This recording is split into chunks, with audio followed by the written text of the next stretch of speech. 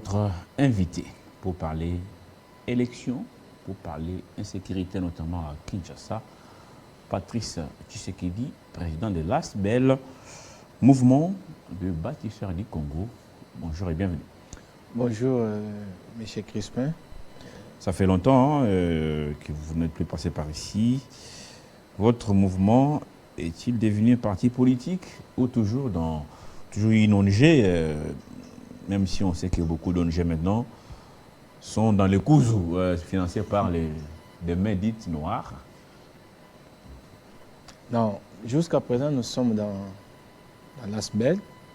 Nous sommes un mouvement, mais on a des partenariats avec les partis politiques parce que comme nous sommes pendant une période électorale, vu la loi électorale, vu ce qu'exige particulièrement la CENI pour gagner les élections, il a fallu qu'on puisse avoir quand même un partenariat avec les partis politiques qui va nous permettre que si au sein du mouvement des bâtisseurs du Congo, il y a des candidats, pour que ces candidats se rallient avec les autres pour atteindre les seuils et gagner les élections. Parce que le but est que, tel qu'on discutait avec vous la fois passée, pour changer le Congo, on ne peut pas faire la politique en dehors des institutions. Il faut se battre pour intégrer les institutions. Et à l'intérieur des institutions, là, on pouvait quand même donner le meilleur de nous-mêmes pour que le Congo change. Vous êtes dans l'opposition ou la majorité, opposition ou majorité, voilà. Bon, jusque-là, je suis du côté majorité, avec un parti qui est allié à Ce que les autres appellent le bon côté de l'histoire, c'est ça? Bon, ce que les autres appellent le bon côté de l'histoire, mais certainement. Mais quand vous entrez en profondeur, vous allez vous rendre compte que ceux qui appellent du bon côté de l'histoire, ils ne rendent pas totalement à 100% le président de la République les services. Vous avez un pied dedans, un pied dehors, si je comprends bien? Non, je n'ai pas un pied dedans, un pied dehors. Tout à fait d'accord avec les autres? Je suis d'accord avec ceux qui font les choses mieux et dans les désaccords avec ceux qui ne font pas bien. Alors, votre mouvement de bâtisseurs du Congo, désormais transformé en allié d'un parti politique, parce que vous voulez que vos membres aussi commencent à toucher, semble-t-il, les 21 000 $ ou deviennent des ministres. J'espère qu'ils seront exemplaires. Et vous êtes pour des élections de décembre 2023, aujourd'hui largement, un processus contesté largement par l'opposition, notamment Fayulu, qui va d'ailleurs d'ici 13 heures s'adresser à la population congolaise, comme il le fait souvent. Eh bien, la CENI avait reçu les opposants. Il y a quelques jours, Kadima avait promis d'aller, n'est-ce pas, exposer le problème de l'opposition au niveau de la plénière de la CENI, et la plénière a décidé qu'il n'en est pas question. Est-ce qu'on est parti pour des élections sans opposition? Certainement, M. Crispin, si vous allez suivre très bien, comment vous ne pouvez pas reconnaître le pouvoir d'une personne et quand il vous invite, vous allez répondre? C'était de bonne foi, non? Ce n'est pas de bonne foi, M. Crispin. Non, c'est de bonne foi. Ça veut dire que même si on regarde M. Fayulu, Sesanga, Matata et les délégués de M. Katumbi, vous allez vous rendre compte qu'eux-mêmes sont divisés. Parce que si vous suivez les points de presse de M. Seti Kikouni, quelque part, dans une chaîne de la place... Il ne fait pas partie de ces quatre-là. Il fait partie de ces quatre parce qu'il a parlé qu'il partage les mêmes ambitions avec M. Fayulu. Vous allez vous rendre compte que Seti Kikouni soulève un problème sur le plateau pour dire que si les autres candidats acceptent d'aller aux élections, nous, on doit faire tout pour les faire contraindre par rapport au fait qu'on les reproche, qu'eux-mêmes connaissent que ces faits-là sont réels. Entre autres, il a soulevé le point de M. Matata Ponyo, il a soulevé le point de M. Katumbi. Mais mon objectif, soit ma préoccupation n'est pas de l'autre côté. Ma préoccupation, c'est par rapport à ces rencontres. Il présente les cahiers de charges. Est-ce que M. Kadima a le pouvoir de modifier ou de changer la Cour constitutionnelle? Non. Non, chez Kadima, ils n'ont pas amené la Cour constitutionnelle. Non, ils ont soulevé ça. Non, ils ont soulevé des points concernant la CENI chez Kadima, pas la Cour constitutionnelle. C'est-à-dire qu'il faut notamment un autre audit du fichier électorale par un cabinet extérieur, cabinet compétent et scientifique. Alors, si il parle d'un cabinet scientifique, il doit faire l'audit de ces fichiers électoraux. Or, le fichier électoral qui est mis en place est un fichier qui a été travaillé par la CENI de Kadima. Comment vous pouvez refuser Kadima et chercher des experts extérieurs pour évaluer le travail de Kadima? Vous allez vous rendre compte que et Fayoul, et Sesanga, et Matata, et Katumbi, ils ne savent pas ce qu'ils sont en train de chercher. Monsieur Crispin, je vous dis que l'objectif de ces gens, c'est parce que Katumbi a des gens dans les institutions de la République. Il a les députés à Lubumbashi, il a les députés ici au niveau de l'Assemblée nationale. C'est-à-dire qu'ils ne sont pas préparés parce que Fayoul, dès le départ, il a dit aux États-Unis qu'il ne sera pas candidat.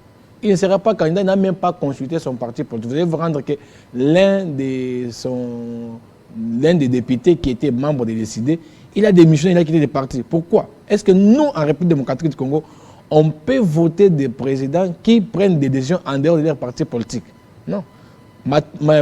Fayoulou, avant de prendre la décision de ne plus se présenter comme candidat président de la République, il allait d'abord consulter ses partenaires au sein du parti politique. Alors vous allez vous rendre compte que c'est ça la bataille que nous, les bâtisseurs, nous sommes en train de lutter. Que les gens ne transforment pas des partis politiques dans des familles, des partis politiques dans des clans, des partis politiques dans des tribus. On doit faire la politique pour une bonne gouvernance, pour que les pays avancent. Parce qu'aujourd'hui, on fête 63 ans de l'indépendance, mais il n'y a rien, M. Crispin, il n'y a rien. Aujourd'hui, dernièrement, je suis dans les Grands Kassai, mais regarde ce qui se passe dans les Grands Kassai. Est-ce que dans tous ces gouverneurs qui ont passé, qui ont été élus dans les Grands Kassai, les autorités des Grands Kassai, est-ce qu'aujourd'hui, ils peuvent encore nous dire que non, dans 15 ans, ou soit dans 5 fois qu'on a eu les élections à la République démocratique du Congo, on a changé les Grands Kassai à 2%? Non. Alors, je reviens à ma question tout à l'heure. La CENI n'a pas répondu positivement, n'est-ce pas, aux requêtes de l'opposition. Fayoulou va s'exprimer tout à l'heure. J'espère qu'il va maintenir sa position de ne pas participer à ces élections. La justice congolaise, décriée même par le président Tshisekedi, est en train de traquer M. Matata, malgré l'arrêt de la Cour constitutionnelle. L'arrêt rendu l'autre fois. Et Moïse Katumbi a son bras droit qui est en prison. On sent que c'est lui-même Moïse qui doit être visé. Vous êtes maintenant de l'Union sacrée, vous voulez aller aux élections sans l'opposition. Quel genre d'élections aurons-nous en décembre? Non. Vous savez, ne prenez pas ces problèmes pour l'individualiser. Matata a un problème avec la justice, mais il y a un parti politique.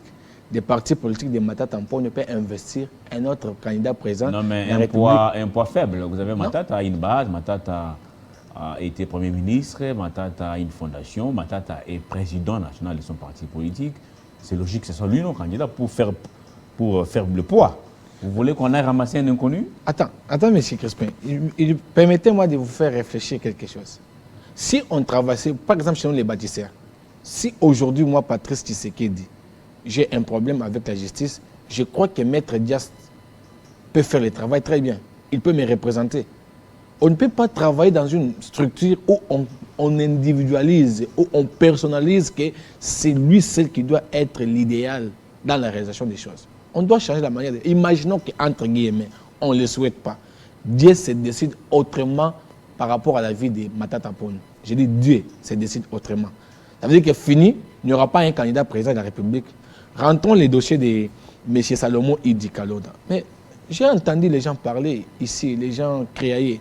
Mais avant qu'on arrête M. Salomon Idi, M. Crispin, nous devons quand même féliciter la justice et les services de sécurité de la République démocratique du Congo. Combien de temps la justice a pris pour évaluer et checker les dossiers de Salomon Idi avant qu'on puisse l'arrêter à l'aéroport d'Indili? Ça a pris du temps. Et quand on l'a arrêté, tout le monde a crié que non, c'était de l'agression, c'était de l'acharnement politique et tout consort. Mais pendant que les services de sécurité fait son rapport, fait les points de presse par rapport au grief de M. Salomon Idi Kalonda, il y a Matata Ponyo qui sort, qui tweet, qui déclare que l'arme appartenait à son garde du corps. Mais avant, ils ont dit que c'était l'acharnement. Mais ça se transforme maintenant en acharnement pour dire que l'arme qui détenait M. Salomon Idi Kalonda appartenait à son garde du corps. Quand est-ce que M. Matata Ponyo, sénateur, ancien Premier ministre, président de la Fondation Mapon, président d'un parti politique, professeur d'université, quand est-ce que Matata Ponyo avait déclaré la perte de l'arme de son garde du corps? Il n'a pas dit exactement ça, vous êtes en train de Mais ça, c'est les tweets de M. Matata, j'ai ça. Ses propos, il dit l'arme, cette arme-là... Qui appartenait? Ce n'était pas Salomon, c'était l'arme de son garde du corps, l'arme perdue il y a quelques jours. Les jours du site. Ah voilà, des sit-ins devant la CENI. Bien. Une minute, avançons, oui, allez-y. Une minute, monsieur Crispin. L'arme qui était perdue, le 25, on découvre ça sur M. Salomon Idi Kalonda le 20.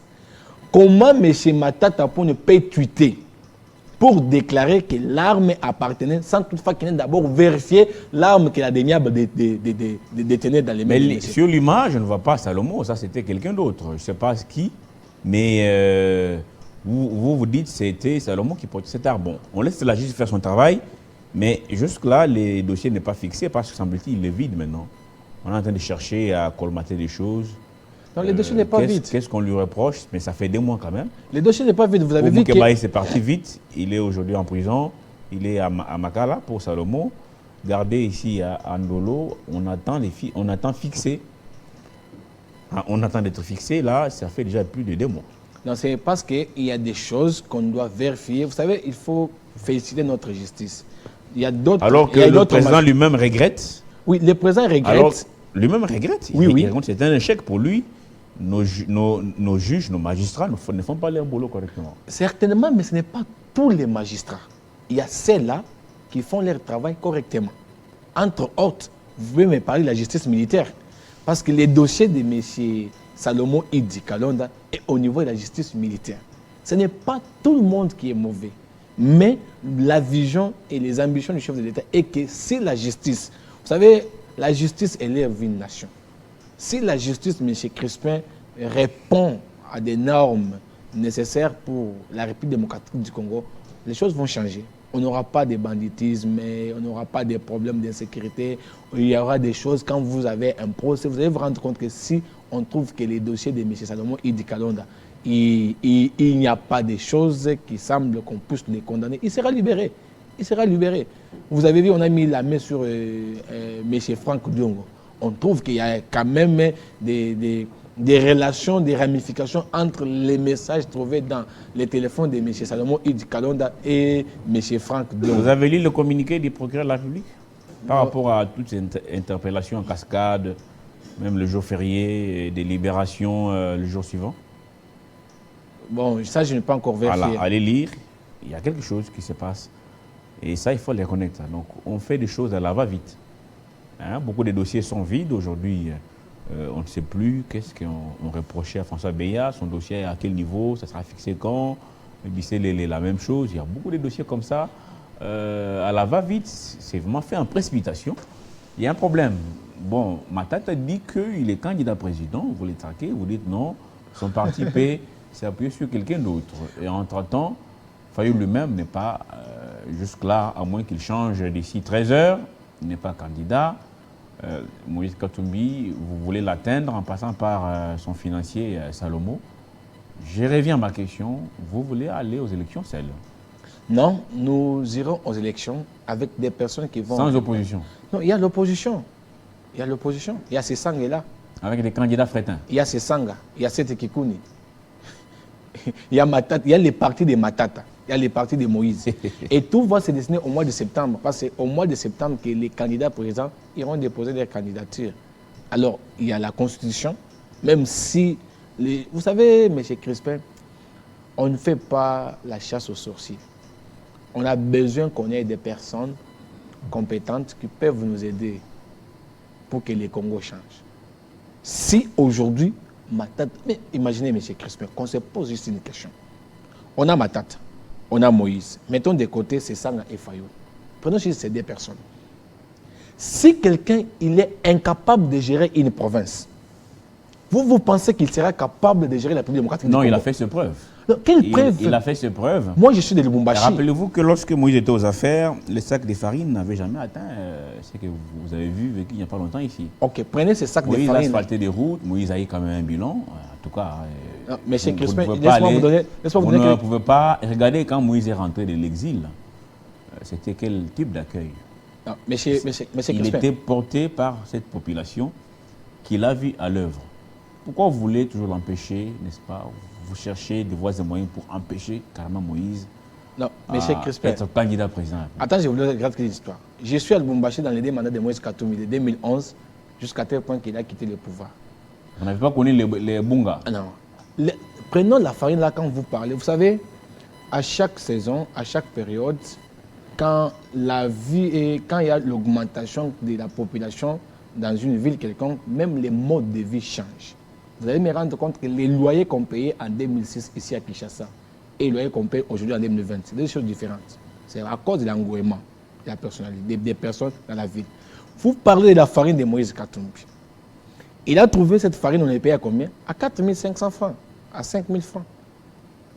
Mais pendant son mandat, jusqu'à qu'il puisse quitter, on a payé la farine à combien? À 9 000 francs, à 12 000 francs. C'était Fadé, Fatro. Les gens ignorent ça. Moïse Katumbi, il était au pouvoir en 2006-2005. On payait cette huile qu'on appelle sodia à Lubumbashi. C'était à 3 500 francs. Mais avant qu'il quitte le pouvoir, il a laissé cette huile à combien? Fadé, Fatro. Alors que les gens ne voient pas seulement ce qui se passe aujourd'hui. Vous parlez des routes. Ah, ok. Les routes que Moïse Katumbi a asphaltées, c'est seulement les routes des quartiers Lido, à Lubumbashi. Si quelqu'un est à mesure de transformer les choses publiques en des choses privées, vous pensez que quand les jours où il sera président de la République, donc il va faire vous ne quelque chose? reconnaissez pas en Moïse les qualités d'un bon gestionnaire? Non. En tout cas, en franche vérité, si vous parlez que Moïse est un bon gestionnaire, c'est comme si, vous savez, il y a un champ de... Alors, vous-même, maintenant qui êtes aux affaires, là, parce qu'aujourd'hui, les taux est à 26. Ça ne vous dit rien? Pour vous, c'est bon. Vous l'avez trouvé à combien avant avec Matata? Et puis vous êtes à combien? On a pris les taux à 1800. Oui. 1800 en Et puis, on est 2018. à combien? Nous sommes en 2020. Nous sommes à 25, 24. Et puis, ça fait combien? Alors, déjà? ça s'explique. Vous savez, même tout ce qui s'est passé avec les autres, ça s'explique. Parce que, M. Crispin, en République démocratique du Congo, ici, parce que si nous parlons de la continuité de l'État, si ceux qui ont fait hier ont stabilisé les choses, ont stabilisé des affaires, vous allez vous rendre compte que celui qui viendra ici, si M. Crispin fait un bon travail, ici chez Télé 50, celui qui va vous remplacer, il fera mauvais travail, on va créer sur lui.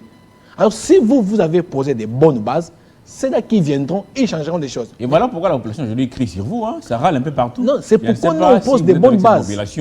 La population constate que c'est devenu difficile de tenir les débuts du mois. Les fonctionnaires qui sont payés en francs congolais ne savent plus payer les loyers. Tout est cher sur le marché, il y a un problème. Vous savez, le social de la population vous a complètement échappé pendant ces 5 ans. On était ailleurs, on a eu le projet des 100 jours, on a eu des choses, un peu des choses faites à la hâte. Aujourd'hui, il y a un problème. Il y a un problème.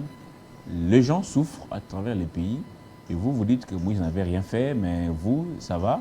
Vous pouvez être candidat président et pas Moïse parce qu'il n'avait pas bien travaillé. Et pourtant, vous-même, les taux ici des dollars, c'est une tache d'huile. Certainement, c'est une tache d'huile, mais M. Crispin, je vais vous dire la vérité et que les choses que Félix Antoine Tshisekedi Tshilombo a essayé de faire dans ces pays durant ces 3 ans, parce que je ne mets pas, parce que moi je ne vois pas gestion de Tshisekedi dans les 2 ans de coalition entre FCC Cash, parce que ça c'était que des crocs en jambes et les gens qui travaillaient pour nuire. Parce que vous allez vous rendre compte que quand il y a la fin de cette coalition, il y a un certain, je ne vais pas citer son nom ici, qui a dit qu'on va faire tout pour qu'il y ait les chaos dans ces pays. C'est-à-dire, ils savent, parce que quelqu'un qui connaît la ville pendant 18 ans, qui connaît les pays pendant 18 ans, qui gère les pays pendant 18 ans, et vous qui venez dans 2 ans, vous n'avez pas la même vision vous n'avez pas les mêmes tournures. Donc vous continuerez toujours à accuser les autres. Hein. On même les accuse fiascos, pas. Ces fiascos des 3 ans, c'est pas vous. Non, ce n'est pas les fiascos. Ce sont les autres. Ce n'est pas les fiascos, mais c'est Crispin. Ce n'est pas les fiascos. Parce que vous allez vous rendre compte que dans ces 3 ans, au moins, les pays ont avancé. Il n'y avait pas. Les enfants, il n'y avait pas il y avait une gratuité écrite dans la Constitution qui est restée une lettre morte pendant 18 ans. Mais pendant que Tshisekedi est venu, la gratuité a eu la résurrection. C'était écrit, bien sûr.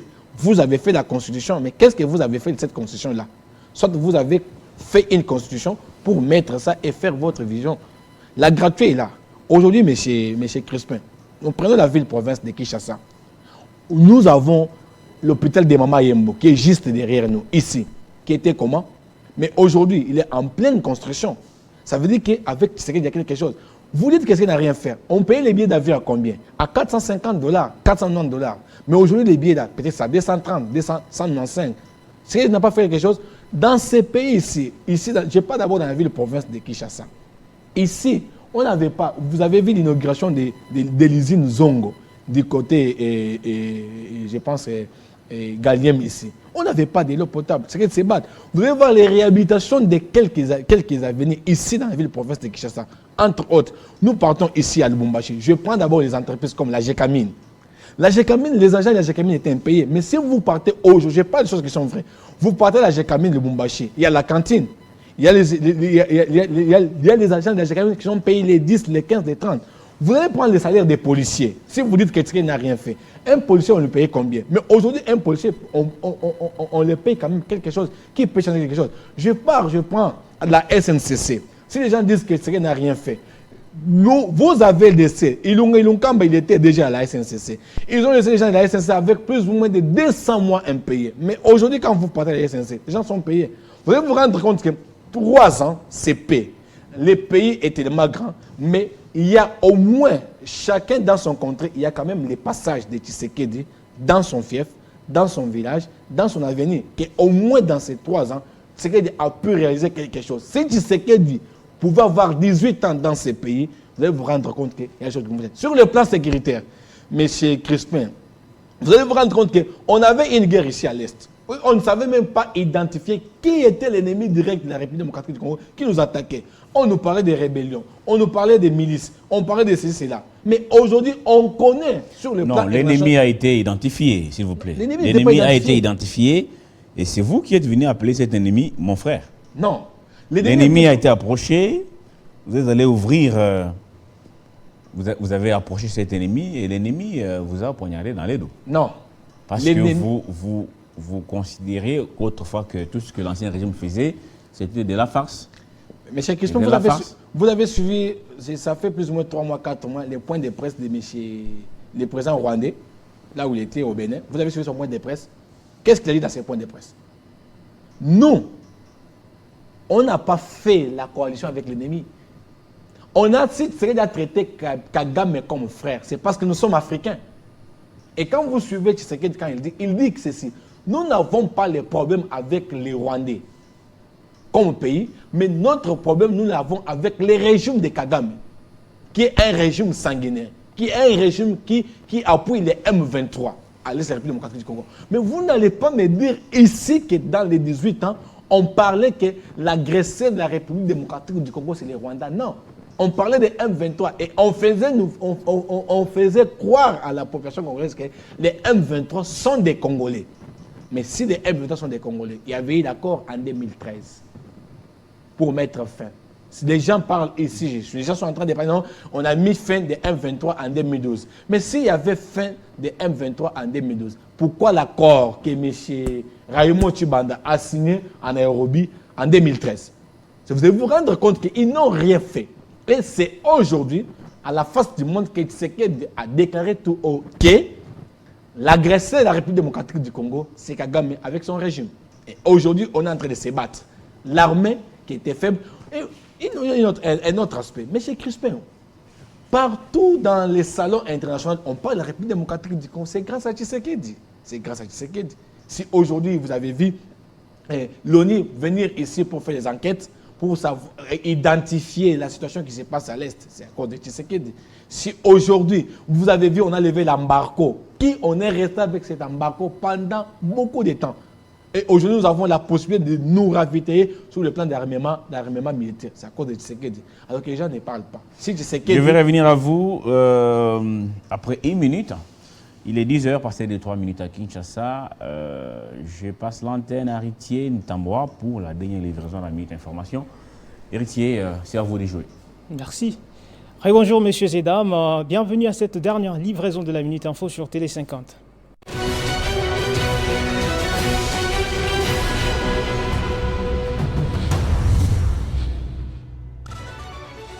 Cantonnement de rebelles du M23, une réunion stratégique est prévue ce mercredi à Goma en présence de l'ancien président du Kenya, Uhuru Kenyatta, pour négocier la paix et statuer sur les processus. Non satisfait de la réponse de la CENI, l'opposant Martin Fayulu va fixer l'opinion ce mercredi au cours d'un point de presse qu'il tiendra à partir de 13h à Faden House. Affaire Boukengalonzo, le procureur général près la Cour constitutionnelle a décerné un mandat de comparution à l'encontre du président du parti LGD. Matata Pogno doit comparaître ce mercredi. Direction Tunisie où 2 morts sont déjà enregistrés dans les camps de migrants d'Afrique subsaharienne. Ils sont des centaines à être chassés de Sfax conduits par les autorités du pays dans une zone désertique sans eau ni nourriture. Ces derniers vivent le pire calvaire. En dehors de nos frontières, toujours plus loin en Lituanie, en Europe, le sommet de l'OTAN se clôture ce mercredi à Vilnius. Le Kremlin affirme suivre de très près ses assises, dénonçant un caractère anti-russe de la réunion au cours duquel l'Ukraine doit recevoir des garanties quant à ses aspirations à rejoindre l'Alliance. En sport, Cannes 2024, la RDC gagne le match contre la Mauritanie par forfait et prend ainsi la tête du groupe I avec 9 points. La décision a été prise et rendue publique mardi par le jury disciplinaire de la CAF. Restez avec nous, mesdames et messieurs. L'actualité reste en continu sur www.tele50.cd. Retrouvez toute l'actualité en continu sur www.tele50.cd.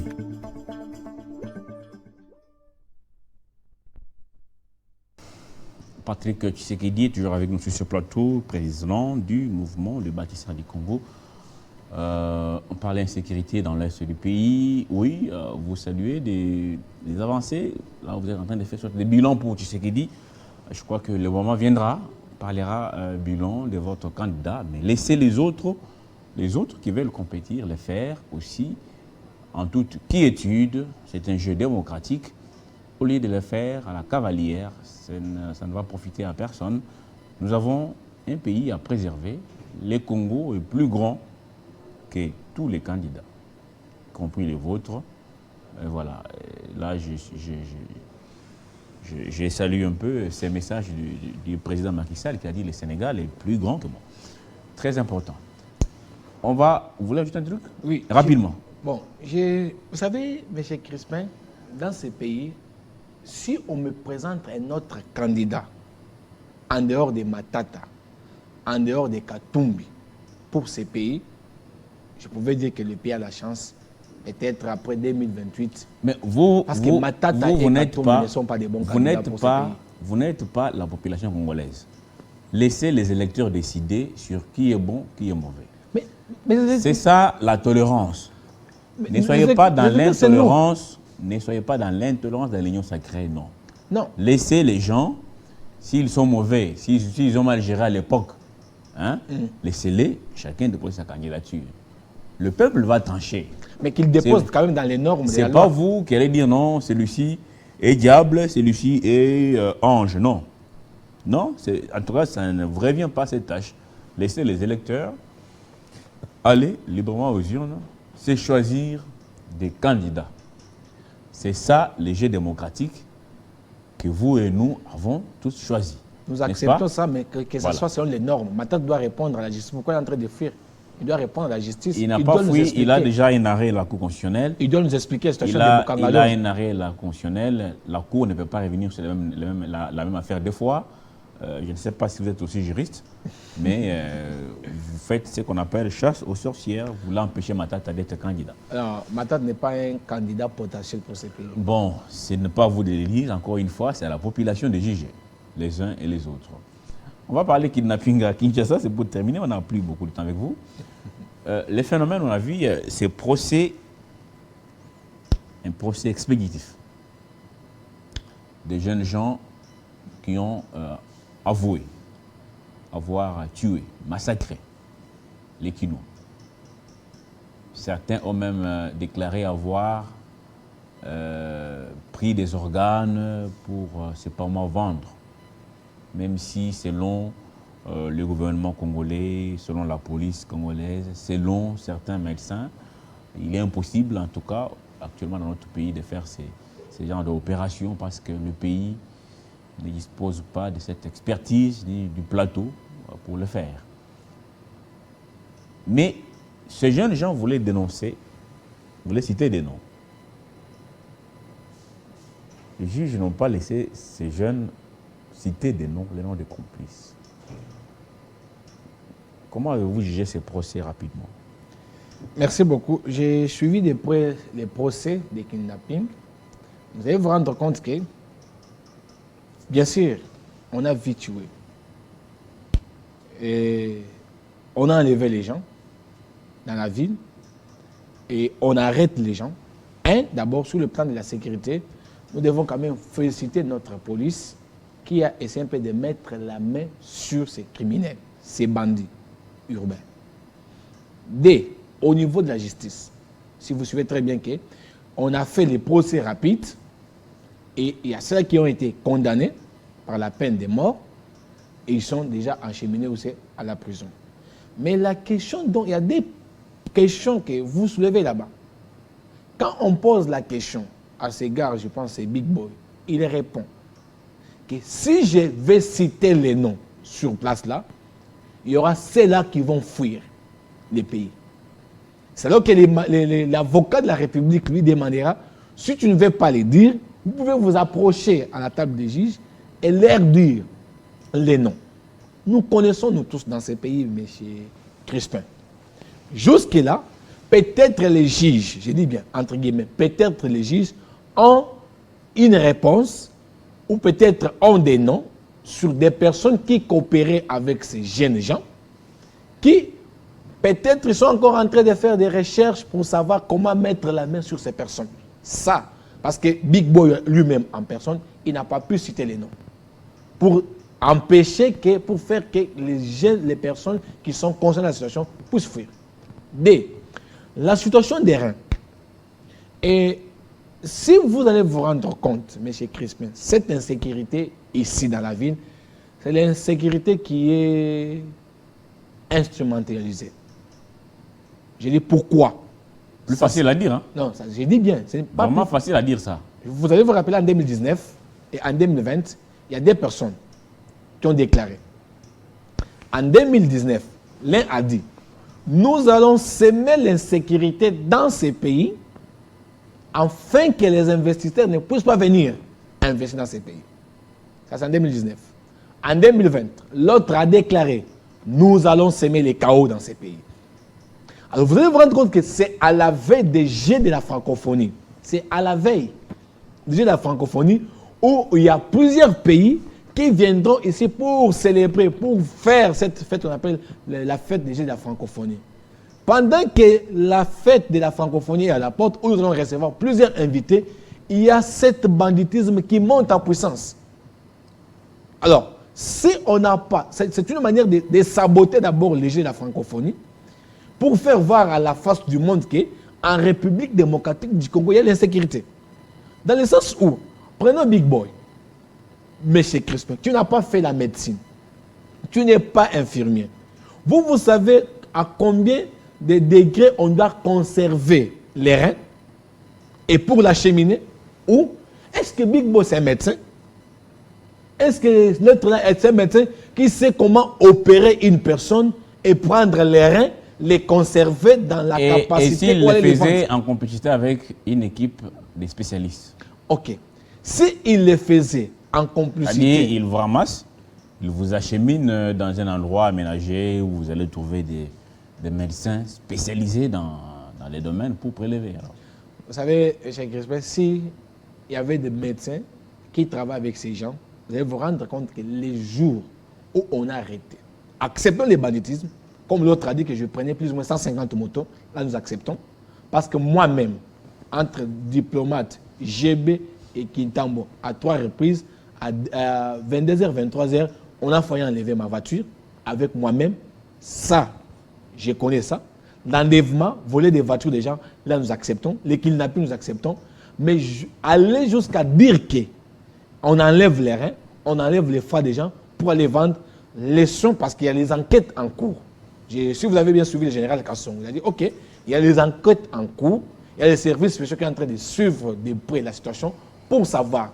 Et s'il y aura des médecins, s'il y aura des personnes qui sont mêlées dans cette situation, là, on va lui mettre la main. Mais ne faisons pas comme ce que j'ai appris sur les réseaux sociaux, parce que l'individu a les t-shirts d'une personne, automatiquement, il fait partie, vous prenez la personne d'autrui pour les mettre dans la saleté de l'affaire. Non. Vous êtes devenu un grand défenseur de l'Union sacrée. Je ne suis pas défenseur, je dois parler la réalité. Mais je peux porter votre t-shirt. Depuis que vous avez amené tous vos membres dans ce que vous appelez le bon côté de l'histoire, vous êtes devenu un grand défenseur de l'Union sacrée.